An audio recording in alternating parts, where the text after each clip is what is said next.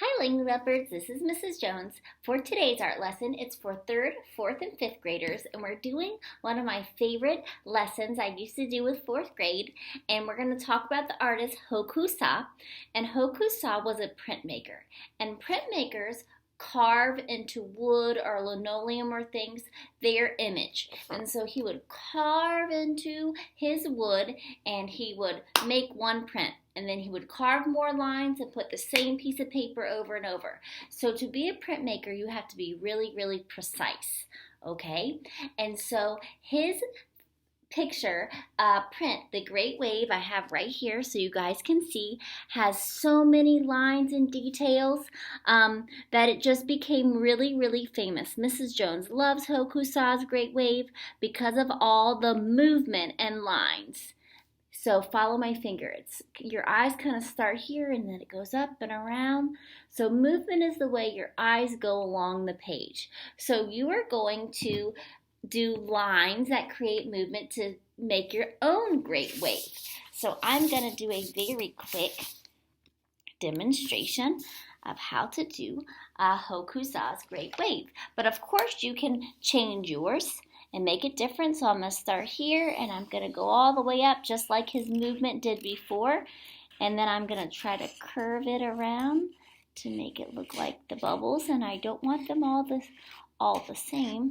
And then I'm going to go all the way back to the edge. So one thing that makes this print so amazing is because of all the lines and waves. It's just not one wave that's going in the same direction. It's all over. All right, and then I'm going to take it now and I'm going to go up with another wave, and I think in there I'm going to add some bubbles in there too. And then in the middle of this huge wave, he had a boat. And you're just knowing that this boat isn't going to make it. And he still have lines and details. You could even from his picture see all the little teeny people that just look so minute and small because of this huge wave. All right, and then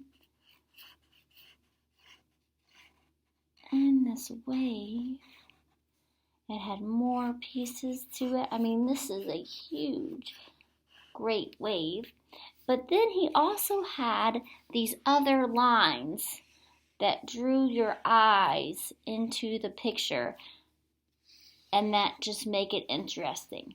So on your computers or on your phone, before you draw this great wave, look at all of his details. I showed you from my phone, but I know that you guys could look at it on your own devices. In the picture too, he had more waves that came off to the side to help with that movement, and he also had, I think it was Mount Fuji back there. All right, and then he had this eerie cloud that you just know was causing trouble and making all this hurricane, this storm. So here is mine that I finished, well, almost finished.